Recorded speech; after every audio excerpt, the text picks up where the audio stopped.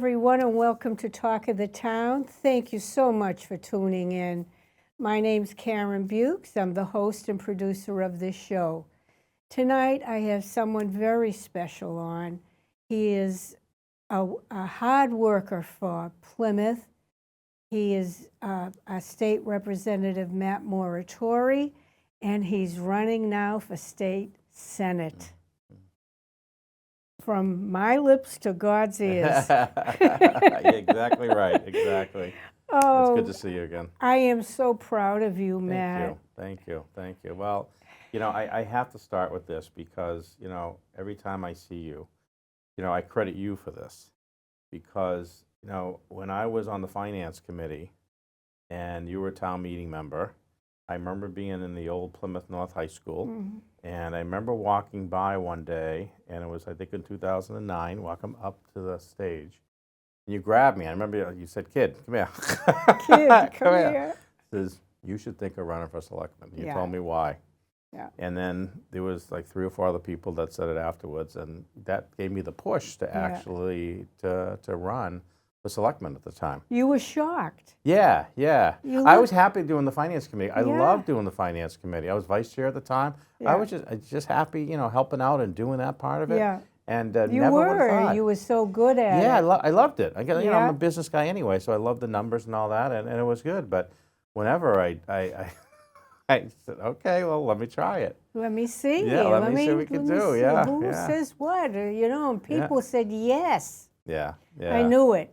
Yeah. You can just tell. Yep. I'll never forget the election night too in 2010 Oh, with yeah. Sergio Hanes and myself and Sergio. yeah, and I just talked to him recently, and just that winning feeling there, and just okay, maybe I can do something. Maybe I can do this. Absolutely. Yeah, and it was a good time, and it wasn't forced, and I never believe in forcing things. No. It just kind of fell into place. Had some great people like yourself and others that came to my side and Thank helped you. me through this, and Yeah. figured out how to run a campaign because I had no idea how to do that. Yeah, well, you were very special. And when we notice people like you have to say something. Yeah. A A lot of people don't do that, though. I don't think they do that a lot. They kind of mind their own business and all that. But, yeah, and I really appreciate the fact that you did that. But I also realized, and I knew in my gut, you had the courage to do it. Yeah. I'm always, and my wife Kristen and I, we're always about giving back to the community because, we Yeah. want to show our kids that as well. And so that was a way to give back, to the community. And if you can do it a little more in other ways, that's terrific. I do it more publicly than other people do, but Yeah. it's still really giving back. And talk about your kids. How many? Yeah, so I have 6 daughters, Yeah. and I have a granddaughter now who's 2.5. She'll be 3 in October.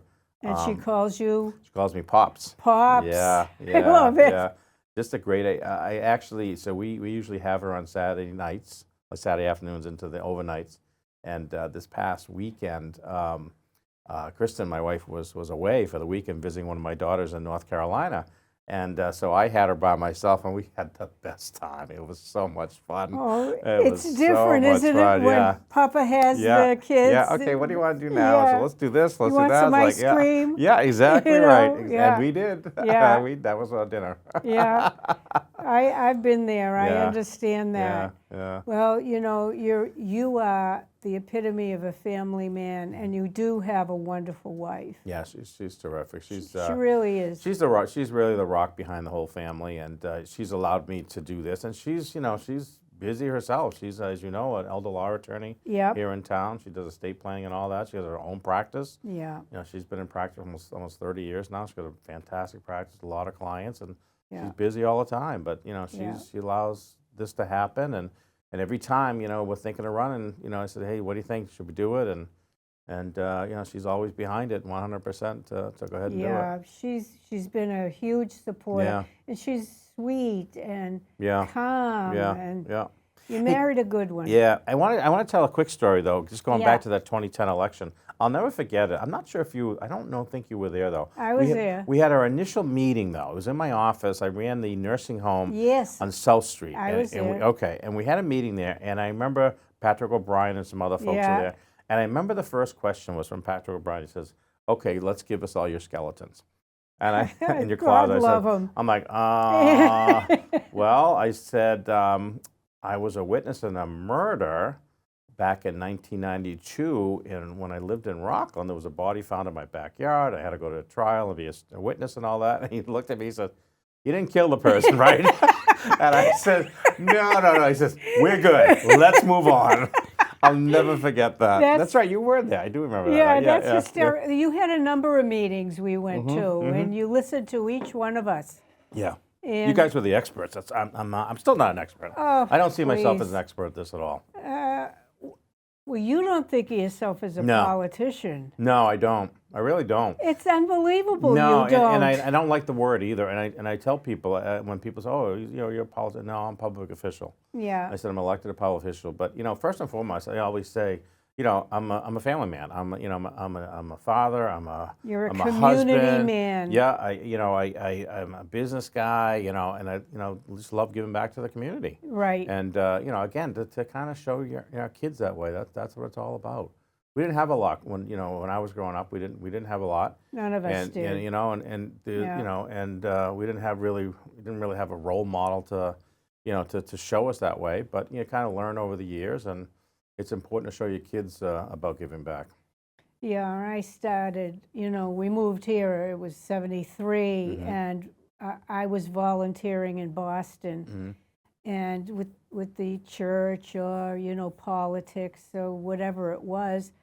And the kids saw that. Yeah. It's when you say it's so important, it is.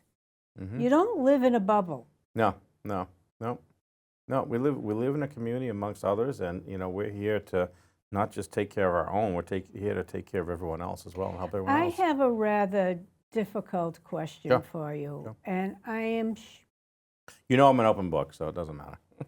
I know, but somebody came to me and said, and I was shocked because I couldn't believe it, and I said, I'm going to ask him right on air, and I hope I'm not blindsiding you, but I don't think you're the type that can be. Nope. You gave money for the illegals to come? No. Not Why at all. is Not that at all. being said? So let's go back to October 2022. There was a press conference held at Town Hall. Derek Brindisi, the town manager, Yes. actually put it together. And myself, Charlie Bletzer, Representative Kathleen Natra was there. A couple other folks were there. And if you remember, that was really the first time that migrants were coming to Massachusetts. Yes. And when you listen, it was if you listen to watch the whole, it was 24 minutes of that press conference, in particular on Channel 5, WCVB. All along, all of us talked about these migrants were from Massachusetts. These are Massachusetts residents coming into Kingston and Plymouth. That's what it was. And so we were welcoming them. We want to help them get jobs and all that. We weren't told that these folks were from out of state, out of country. Out of country. Yeah, and again, if you watch that, You then you'll see the whole thought- thing. We were told that, and Derek talked about it, Charlie talked about it, I talked about it. We talked about in that press conference, these folks are from Massachusetts coming to Plymouth and Kingston. Who said that? The governor? Yeah, from the administration. That's what we were told. They lied. So that's what, I don't want to say they lied or well, whatever, but I'm whatever sorry. it is, Yeah. that's what we were told, and that was the beginning of the crisis. Now we've since learned after that it was a little different. But if anybody, I challenge anybody to watch that 24-hour press conference. It was October 2022, and you'll see what it actually says. And now, if you look at my voting record, That's what I thought. look at my voting record. You'll never see any funding there. Matter of fact, in November of last year, and this was very publicized. There was a supplemental budget that the governor Right. tried to get through, and it was after we were done with formal session. We ended formal session. I think it was like November 13th. So you call back? Yeah. So no. So what happens is after the formal stops, and it was November. I think it was November 13th, something like that. And then we don't come back till January, so we're off Right. for the holidays. But they're still in formal session by Constitution every Mondays and Thursdays. Oh. So I was covering the informal session the following Monday, and they tried to put a supplemental budget through. Oh. And the only thing that we can do is object to the quorum. So every day I was in for 6 days in a row, including the weekend. Wow. stopping the quorum. As time went on, I was able to get more of my colleagues to come in as well, and we were stopping, questioning the quorum. What they finally did, they had to call in, I think it was a little over 100, 110 of my Democratic colleagues to come in an informal session, which is very unusual to happen, just to get the vote to push it through. So I was the guy leading the charge to actually stop that whole funding from happening. And I haven't voted for any funding since because I just don't believe it's the right way to spend the money. But your opponent is going around saying something. You know, and you know me well enough in campaigns. I like to deal with my own, my own campaign. I have my own strategy. You know, only we come up with a plan, we come up with a budget, and we stick to it. Yeah, I know. We can't let anybody else derail us because that's the goal of that. Yeah. So if people follow us and what we're doing, and they see the stuff that we've been doing, and they get the flyers in the mail, the door knocking. We've knocked over 7,000 doors now. They're able to talk to us and actually hear and see what the true record really is. And I do think the truth in the end always comes out. Well, I've never known you. You have a stellar integrity, and I've never known you even to twist the truth. No. I have known you to say, I'm not going to go there, Karen. It's nothing that I would do or say. But you are remarkable, and I that's why I support you. I appreciate that. And to go further, too, over the last year or so in session in the House, we have tried as a Republican caucus to put on the House floor ways to amend the right to shelter law, which, as you know, was put into place by Governor Dukakis in 1983. Yeah, thank and it was you. meant meant for Massachusetts families that struggle and need housing. Right. So now it's been manipulated. And so what we tried to do initially, we said, okay, let's put a 12-month residency requirement. So you need to live in Massachusetts for 12 months before you could actually qualify. Nope, that was turned down. We said, oh, how about 9 months? Nope. How about 6 months? Nope. How about 3 months? Nope.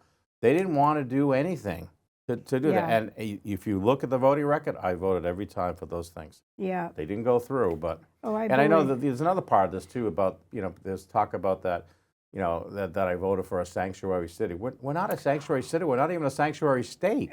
If the Democrats, as you know, control, if the Democrats wanted this to be a sanctuary state, it would have been. They would have put it on the table and it would have been. So that doesn't even make sense. I don't know. You know, politics can be so bad. Yeah.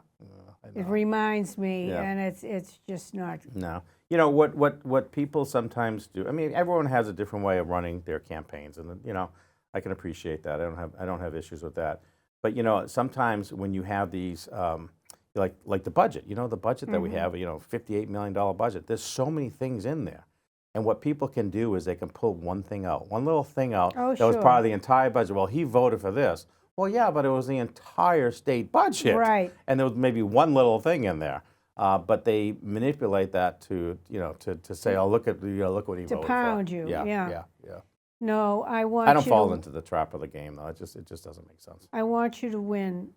I want you as senator. I got to tell you, we're working really hard. We got a great team. We have tell me about the towns. Yeah. So first of all, the towns are, of course, Plymouth being the largest. Yeah. Plymouth, Pembroke, Plimpton, and Kingston on this side of the bridge. Okay. The other side of the bridge is Sandwich, Bourne, Falmouth, and Mashpee. Yeah. And one of the things that that intrigued me about it when I got a call from our friend Vinny DiMacedo at the time, and he said, "Hey, Senator Miranda's not running." I said, "What do you mean she's not running?" He told me what she was going to be doing. He says, "You really should think about it." That was a shock. It was, yeah. So we kind of looked at everything, and one of the biggest things was when I looked at the district. I live 5 minutes from the Sagamore Bridge, which is right in the middle of the entire district. Right. It takes me 45 minutes to get to Pembroke and 45 minutes to get to Woods Hole and Falmouth. Right. So it's like, okay, that's doable. Yeah. That's doable, My youngest daughter is going to be a junior this coming year. She has her license, so she's pretty independent. My second youngest is going to be a freshman at UMass, the Eisenberg School. Nice.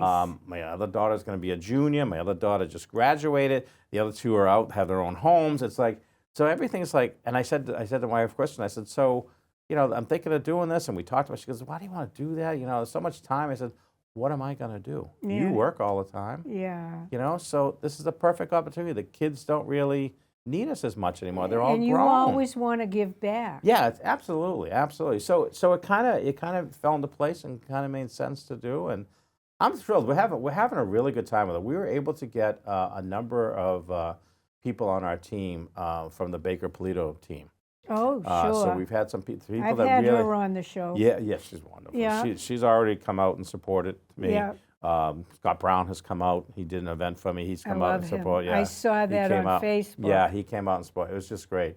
But the team of people that I'm surrounded with is, they know so much on how to do these, and the whole I don't know what's the social media, the GeoTV, or I don't know, all this other stuff that Yeah, you they know. need it. My job is to what I call dialing for dollars. I spend 2 hours a day calling people to try to raise That funds. was the worst thing. I hated that. I hate doing that, but it's Yeah. a necessary evil. Yeah. And the other is door knocking. So Yeah. those are that's my job, and How everyone else many has other jobs. doors? So we have knocked, as of today, 7,100 doors. Within 7,100. 7,100 doors, and we picked certain towns each day to do that. Sure. And it's, I got to tell you, it's tough because people aren't paying attention, and we've been doing this for a few months They're now. burnt out. They're not. Well, they're burnt. They're burnt out. They're burnt out for, I think, the national stuff. But it's just too early, and people don't even realize that the primaries day after Labor Day. Day after Labor Day. September 3rd. September 3rd. Yeah. So our goal is really, our first mail was all about just letting people know how to vote. How to. I brought I this love here. that. Yeah. So it's really, it talks about the primary. Yeah. When it is. It's got a QR code, so if you want to do an absentee ballot, Yeah. you could do I think you got it up there too.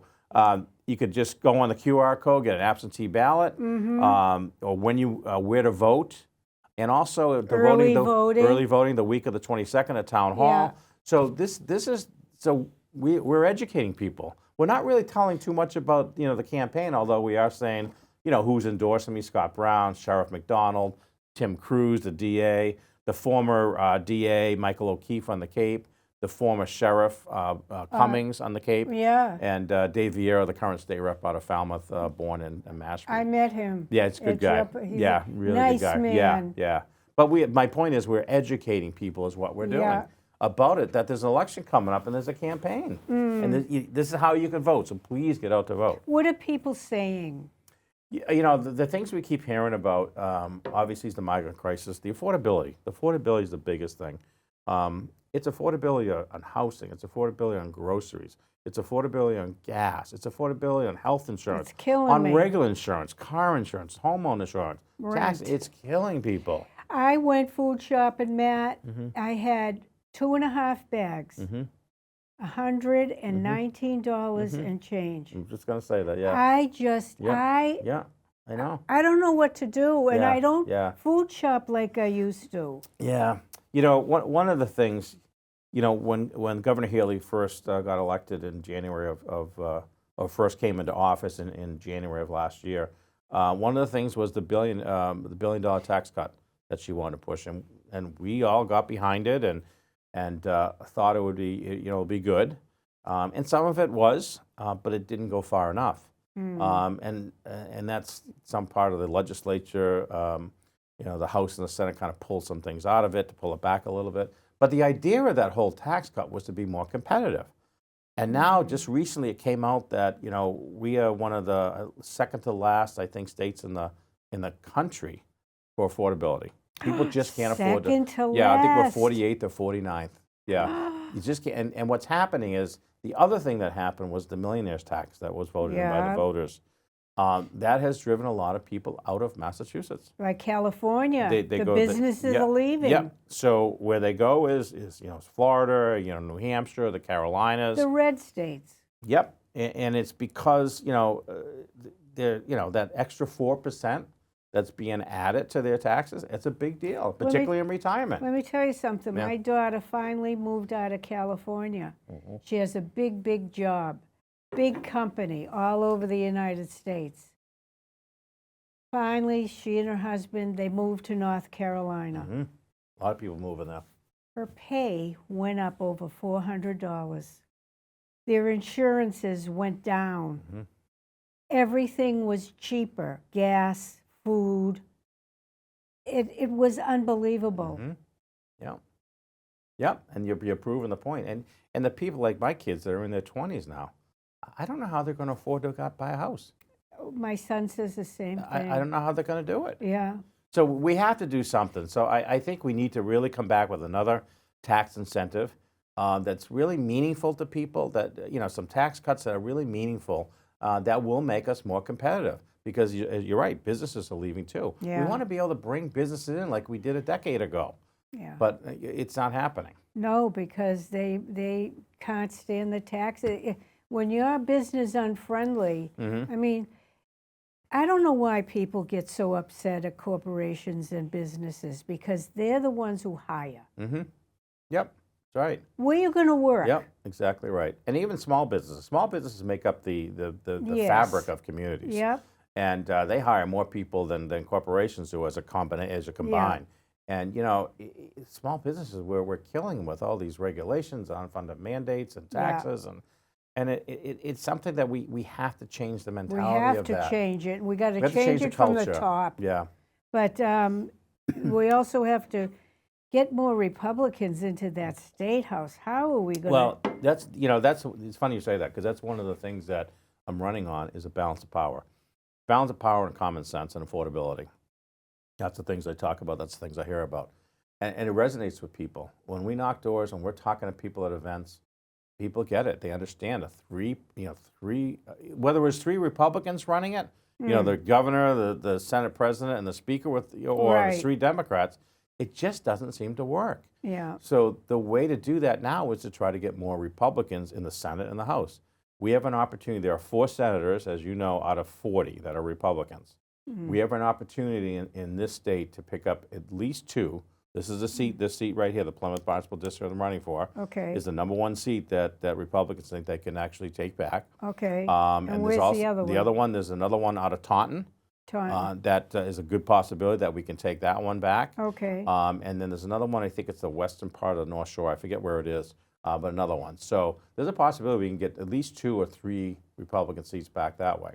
And also in the House, we have 25 right now out of 160.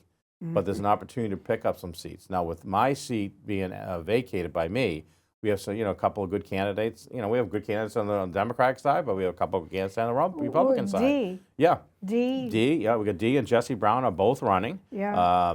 Dee has done a fabulous job of Yeah. getting her name out there.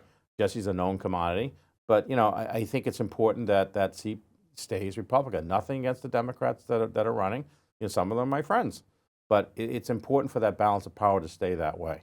This 1st Plymouth District state rep seat has been a Republican seat for decades. I think yeah, and before that it was Peter Foreman. I think in Peter between Foreman. there was one guy for one term in between. I think it was Joe Galantano. Galantano that had it for one term. But other than that, that's it's way been back. Republicans for Yeah. a long, long time. I don't see it changing. So we have a possibility maybe another 3 or 4 or 5 seats on the House side as well. It's a little bit, but if we keep doing that, the better off I think government in general is, because it becomes better conversations and better Debate. policies Yeah. by doing that. One of the things when I'm going around to the other 7 communities and talking to their Republican town committees, I talk to them about looking at the ground level game. And those Republican town committees, same as Democratic town committees, they should be trying to promote people locally, like trying to get Republicans into zoning board, planning board, CPC, select board, et School cetera, committee. school committee.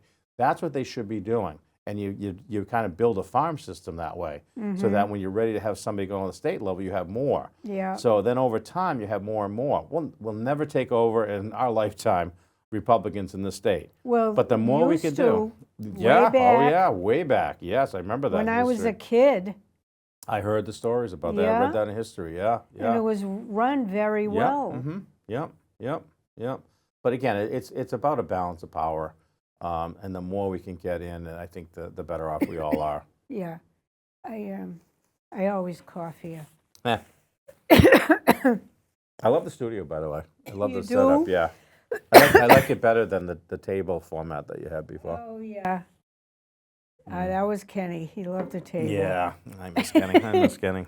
So that's when we had a lot of papers and stuff Yeah, shuffling around. yeah, yeah, Now I do it. I don't have, yeah. Yeah, all the sponsors they used to read and all Yeah. that. Yeah, it was yeah, quite different. yeah, yeah. I remember bringing him in and him coming kicking and screaming. He's too busy, he's working, blah, blah. And I bring him in, he fell in love with it. Yeah, yeah, yeah.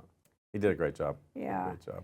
So back to what are people saying? Yeah, yeah. So it's the economy. It's yes, the affordability, and the migrant crisis. And that kind of goes all kind of hand in hand because, as you know, we spent close to $1 billion last fiscal year that ended June 30th of 2024 on the migrant crisis. In the budget right now that we just passed at the end of July of this year, it's the normal amount of money that we have for shelters that's in there. Yeah, So there's not extra money to do all this, to do Right. more. So we're kind of waiting to see. So we think there may be some opportunities that the governor may want to come back and, add some more money to it, but we'll see.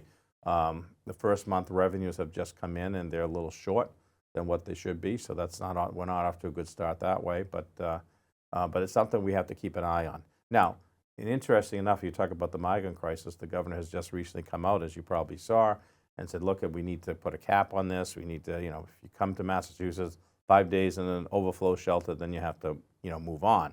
We'll have right. social We'll work. move where? Thank you. We're going to have social workers help you out, but where are they going to go? Where are they gonna go? It's still taking away from people that Yeah. need Towns. people that live in Massachusetts that need it. Yeah. Now she is going to prioritize veterans now, which is something we asked for and we voted on. That we as Republicans voted on, but that was turned down. Veterans and people in Massachusetts will now become a priority. So it's just being rolled out now. So we're going to have to take a look and see how this goes. But I just believe if we had done some of the things that we recommended a year ago, I don't think we'd be in this boat. Well, you we're had in. the foresight. We did. They yeah. didn't have You the could see what was going to foresight. happen. You could see it. My God. Yeah. Nationally, statewide. And you know what? And in humanity, the human part of this whole thing too, it's not the best thing for people to come from other countries, other states, and to have them sleep in offices or the airport or even hotels. Families sleeping in hotel rooms. It's not the very best thing to do for them. So we're not even treating them really humane that way. Well, what's upsetting me now is that they want to give the illegals, and I call them illegals, you don't have to, Medicaid and Social Security. Are you kidding me? Driver's license. Well, down in Yarmouth at the registry, illegals were teaching other illegals to drive with permission from the registry. Yeah, it's, and then the whole thing with the registry. So once you get a license, you're then automatically able to vote. Yeah. So that, my kids, where? My daughter just turned 60 and a half. She got a license. She got her card that she's now registered as unenrolled when she turns 18. So that's supposedly is not supposed to happen with people that are getting licensed that are illegals. But then you back up a little bit on this, and you're talking about 100 different countries and documentation from 100 different countries that people at the registry need to know and to see if they're legitimate or not. How are they going to do it? How do they? And this is what we fought way back when Charlie Baker fought against doing this as well. And he was still in. We fought against that. He did as well. It just we needed to vet this thing out more. Because it just didn't seem to make any sense. No. How is he, by the way? He's great. I actually saw him about a month ago at an event. Yeah. Loving his job. Well, what's he doing? He is the president of the NCAA. Yeah. Oh yeah. So he's That's sweet. Yeah. Yeah. So he's loving traveling around the country and. Wow. But you could tell just looking at him too. He's just so relieved. Yeah, I think he probably would have run for another term COVID if it wasn't killed for COVID. him. Yeah, and and COVID was you could say what you want to say about COVID. Nobody had a game plan for it, but I think his communication on a daily basis to the residents of Massachusetts was extremely important. Whether you believe some of the stuff or whatever, at least you were getting facts of what was actually happening. Well, this town did a great job. Yeah, at that. yeah, yeah, yeah. You know, at the station. Yeah, I remember doing that with, Tavares yeah, and Steve Steve Trifletti and Trifletti. myself, and Yeah, we have a physician on or somebody else from town yeah. on, and initially we were doing those almost daily, People didn't 7 know days a week. what was going Yeah, on. and they were tuning in. People were tuning in and watching this, and I still have people say, that they watched that. You know, I was isolated. Everyone was. Yeah. I'm alone. Mhm. And at the time, I was not with COVID, but I had a condition and I couldn't get to a doctor. Yeah. I fell through the cracks. Yep. Yeah. And I'll tell you who helped me. They would drop food off on the porch, was Chris Hart. Oh yeah. Yeah, and his wonderful bunny there. Yeah. They would bring me food and leave it on the porch, Yeah. and Kimberly would come by and leave stuff. But it was a terrible thing. I Yeah. can't imagine what happened to Yeah. those poor people in the Yeah. hospitals, Yeah. So, and the nursing homes. nursing homes. Nursing homes really got hit bad. Yeah. They really did. It just. Yeah, you don't have yours anymore. No, well, so I haven't been actually. I'm licensed as an administrator, nursing home Right. administrator. I have been since 1991, but I haven't run a home since right before COVID. As a matter of fact, Right. it was January of 2022. I was on Martha's Vineyard running their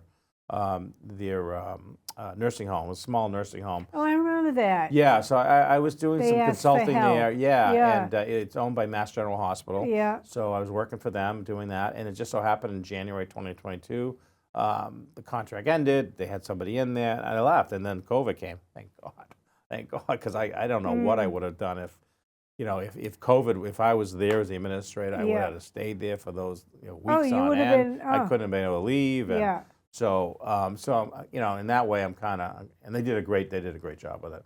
But yeah, so I haven't really done it. But then, so we started a company, myself, Patrick Flaherty, Right. Bob Eisenstein, who lives in I don't know Plymouth. him. Well, he was on the finance committee for a short period of time too. But he's a that- licensed nursing home administrator as well. Okay.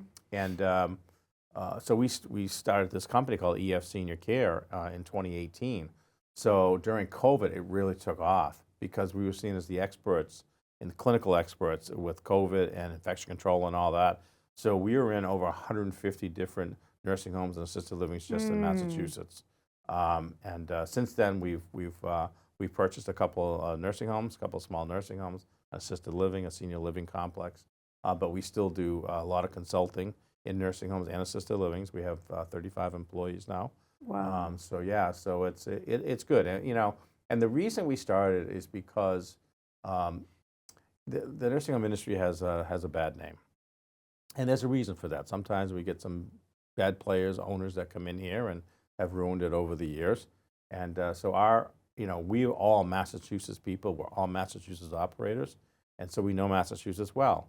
So we decided that we would actually do this with the mission of providing the very best care to the residents and patients that live in nursing homes, taking care of the staff who take care of those people, That's and important. then the third thing, then the finances will come.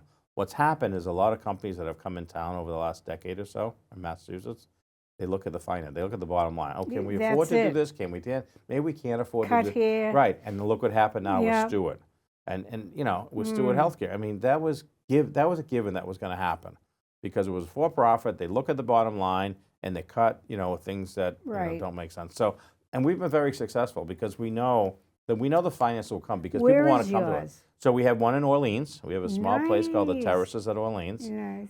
It's a 33-bed facility, Wow. and it's a nursing facility. It's all private pay. Yeah. And then it's a 19-bed senior living apartment, so independent living. Okay. Independent living. And then we have another one in Chelmsford called Sunny Acres. Beautiful place, beautiful place. It's a 12-apartment assisted living, just 12 apartments. It's cute. And then the nursing home is 80 beds, an 80-bed nursing home. So it's just a great place, great staff, and we're just having a lot of fun with it. And we're always kind of looking, but we still do consulting here and there too. We've got a lot of consulting contracts throughout the state. So. Yeah. Yeah. Wow. I'm happy for you. But I'm and that happened, and I don't need to do the day-to-day. So I'm one of the partners, so we kind of oversee things here and there, but I'm not involved in the day-to-day because we have staff That's that do good. that. It's good. And I sold the daycare centers too. I don't know if I told you that. Oh, that's Yeah, but I right, the sold, yeah, we had daycare. daycare centers, Crown College. We Yeah. had one in Bourne, one of the only daycare centers open during COVID. Our staff was wonderful there. They wanted to stay open and help people during COVID, so we did that. But then after COVID, you know, it was hard to get staff, to get people to work, particularly Oh, on the Cape. anywhere. But particularly on the Cape in the Yep. summer, so we ended up closing it down because we couldn't get staff. And then recently just sold our one in on South Meadow Road in Plymouth in December of last year. And this past May, we sold the one in Kingston that we had open for 20 years. Yeah, Yeah. I know that one. Yeah. Yeah. Yeah. So it was a fun business to be in, but it was time. It was time Yeah. it was time to move on. Well, you've certainly, you've done a lot, Matt. You're a great businessman. We knew that when you sat on the finance committee. You watched out for everybody's dollar. And here you are now running for Senate. Mm-hmm. Would And you ever believed it? yes. Yes, Oh, you're come asking on. me. Yeah, come on.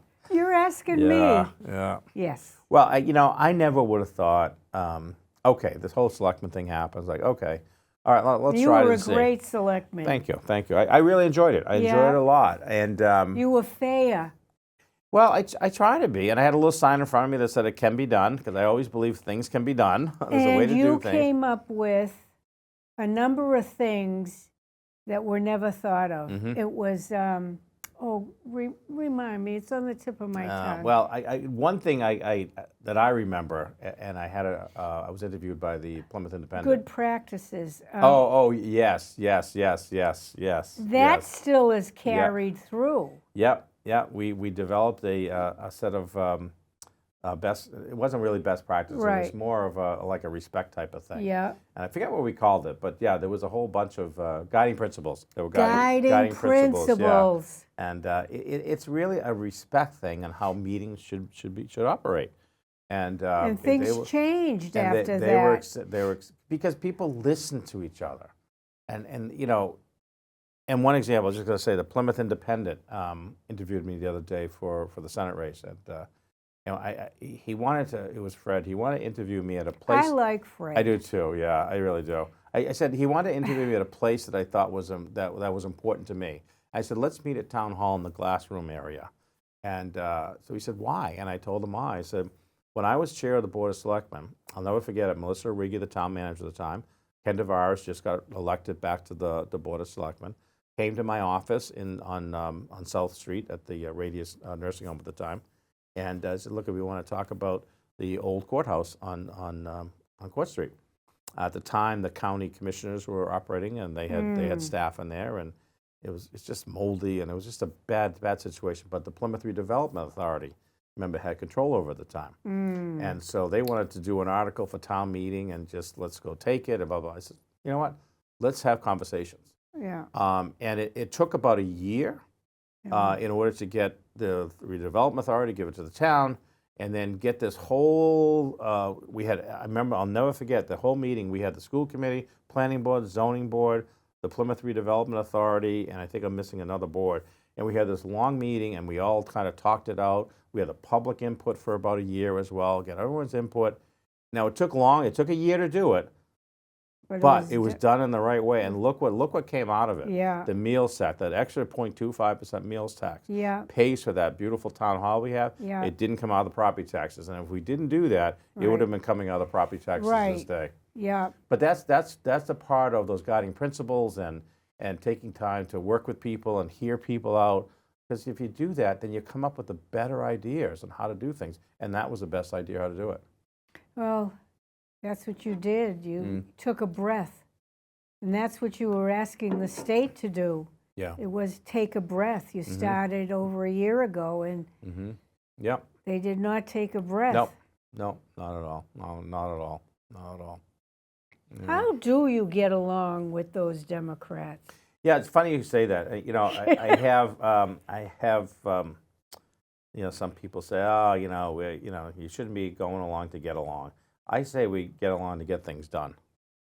That's really what it's about. That's my job as a state rep. That's the way I see it. But if it was wrong, you wouldn't I do wouldn't. it. Absolutely not. Absolutely And not. you haven't. Yeah.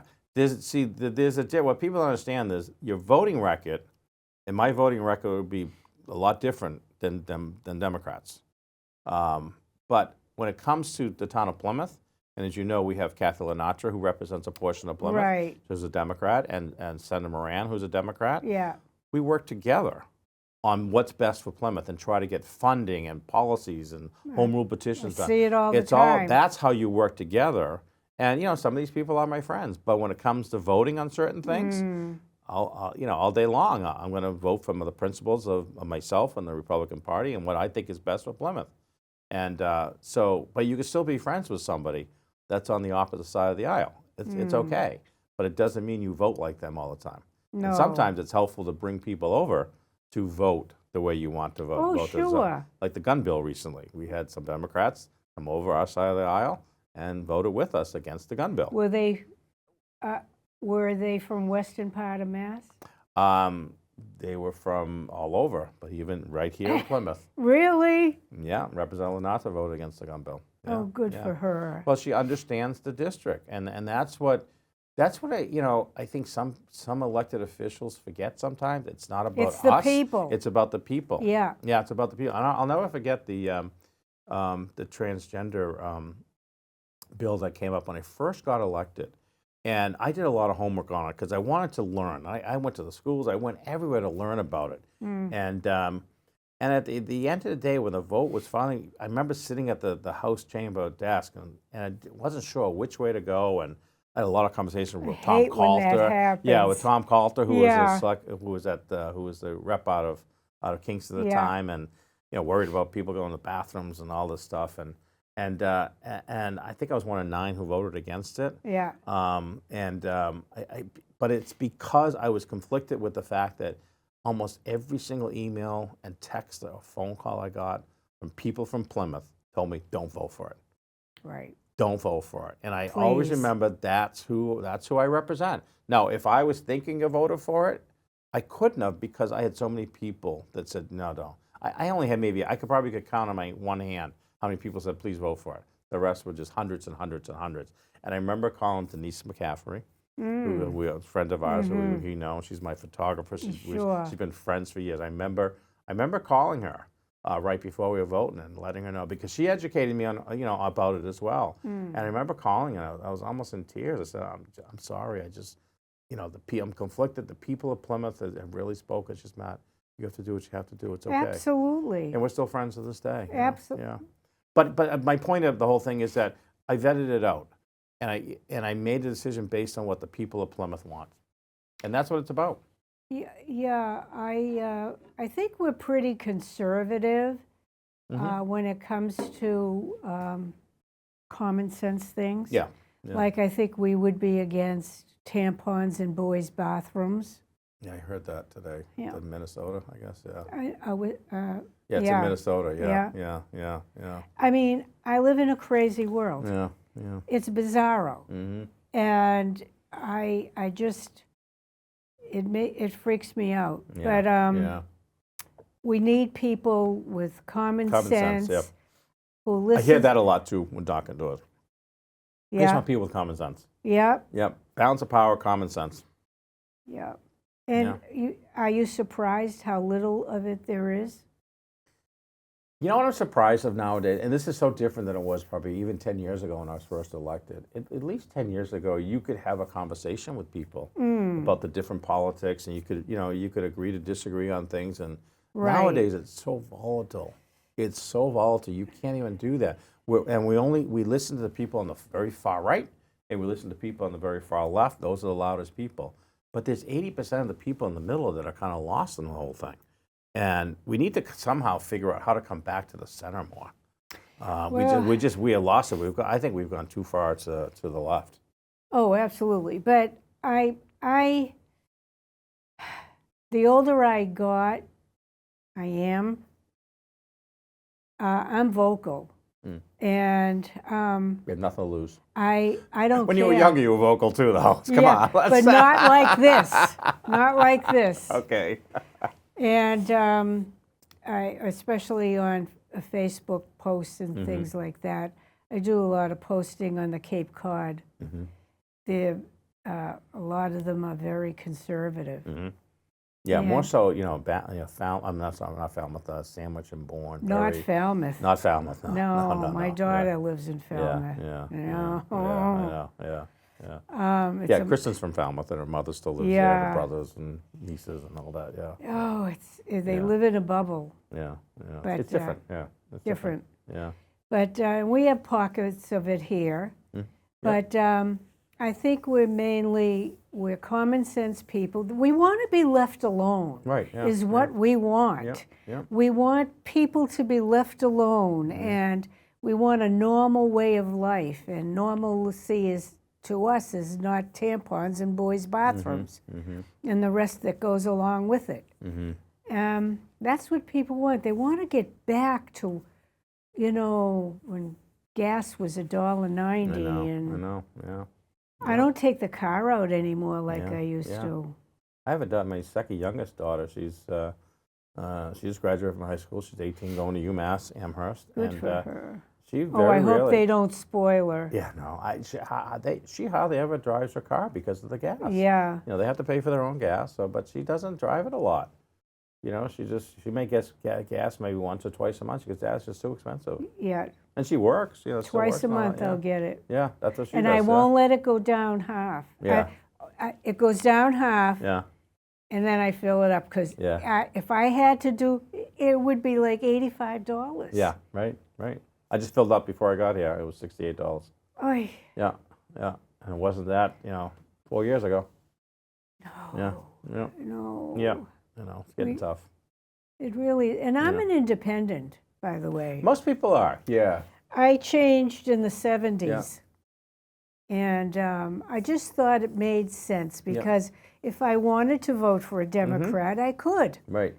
But it just doesn't turn out that way. Yeah. Yeah. I think people has, a few years back, started voting for the person. I think that's a good thing. I think that's why you see so many people in Massachusetts. 8% of the population are registered Republicans. 8%. I think it's something like all? almost 20% are registered Democrats. Okay. And the rest are unenrolled. Yeah. And there's a reason for that because people want to be able to pick the person Right. and not so much the party. Not the party. Yeah. Now in the primary, it's a little different because you have to pick You a side. have to. And I just kind of wish someday that could be changed somehow, that you could actually, Yeah. because people look and I just heard somebody the other day say, hey, look I really want to pick this person that's running on the Democratic side for your seat, but I also want to vote for you too. But I can't. I'm conflicted at what to Can't do. do both. They can't do both. Be an independent. Yeah, but they still have to pick. They Remember, have they to go to the pick. primary, they have to pick which Yeah. one. But if you're independent, why can't you say, well, I can't do both? I just think I think someday we have to have some serious Now that's a conversations very about deep that. thought. Yeah. That's a Yeah. very Yeah. good thought. Yeah. Why during the primary do you have to choose at that point? And you know what I discovered? Now, they make a big deal out of, nobody knows how you vote. You're given your thing and you go vote. But it's color-coded. Yeah. Excuse me? It's color-coded. I still like to go and vote. Me too. I still like to go in No, person. lately I have been early voting. Have you? Yeah. Well, to me, I did that one time too. I think a Yeah. year or so ago. I don't remember what election it was, but I happened to be in town hall. I said, "Oh, I can vote here." And Yeah, So I did that. I just don't, did. I don't know. I just don't like the mail-in one. I'm just not. I don't like the a mail-in lot of people do, one. which is I'm not saying I'm like that's great. You want to do it. I My just like s- to see it go in the machine. My sister does, Yeah. because they go to Florida end of August, Mm-hmm. come back end of October, then leave again Yep. in January. Mm-hmm. But I just never cared for Yeah. it. Yeah. If I was sick, God forbid, Yeah. Right. I would ask for Yeah. one. Yeah. I only missed one election in my life. I was delivering a baby. Oh wow. So Oh wow. Well, way back. yeah. That's a good excuse. Yeah. I've been a registered Republican since I was 18 years old. Wow. Yeah. Good yeah. for you. But I have voted for the person, over time sometimes, but mostly it's Republican. But Yeah. yeah.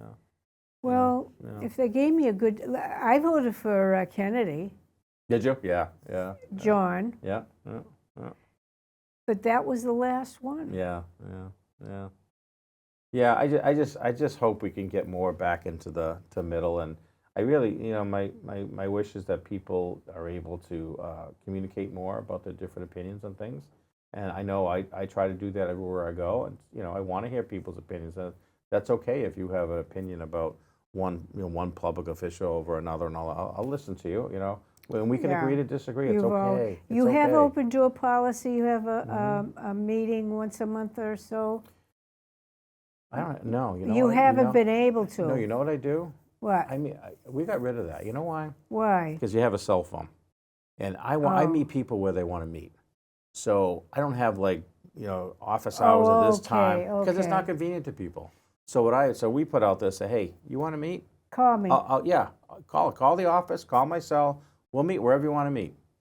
If you want to meet at a coffee shop, your house. I met people at a house. I'll go anywhere. Now it's easy for me to do that because it's just Plymouth. Being a state senator, it's going to be a whole different story. So I got to figure that out. Yeah. Because there's 8 communities altogether, so you got to figure that out. Yeah. And I'm one of the fortunate ones as a House of Representatives. I think there's only a handful of us that have one community. Everyone else has multiple communities. So, what's the difference between the House side and Senate? Population-wise, there's a difference. So on the House side, each each representative represents about 45,000 people. And on the Senate side, it's about 25,000 people. So it's obviously a lot larger of a district. And in this district, these 8 communities that we talked about earlier, Plymouth is the largest one. Plymouth has 48,000 voters, whereas Falmouth, I wish they would vote, but whereas Falmouth has about half of that. I think it's like 25,000, 23,000. And then the other towns, are a lot smaller than that. So you can kind of see how the district is kind of made up. There is some truth to the bridge issue as well. Oh, yes. People vote that they want somebody on this side of the bridge, or they want somebody on that side of the bridge, and that's how they vote. That voter ID survey we did recently, about a week or so ago, 65% of the people had no idea who I was. Oh, yeah, dear. but that's the way it is, though, and that's why you have to work at letting people know who you are and what you do.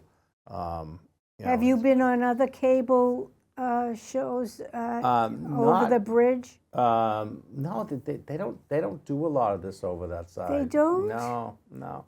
The only person that and God rest her soul, Robbie Haig. Oh, she did.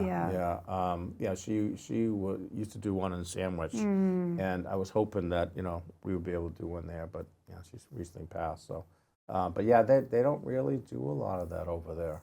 It's different. But what they do have over there, particularly actually all 4 towns, they have a weekly newspaper that's a true newspaper, and they have like a dozen reporters that go to meetings and all sorts of stuff. So it's that Enterprise. It's Inc. It's the Enterprise, which is the Falmouth-born Sandwich and Mashpee Enterprises. Yeah. So, and I do like the Plymouth Independent that we have because at least we have something. It's it's not in hand though, but on the other side of the bridge they have it. It's the opposite.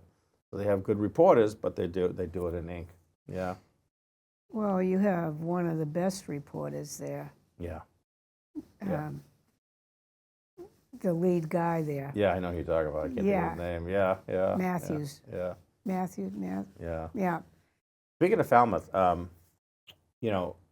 of the strategy that we're looking at is obviously we need to win Plymouth big in order to win.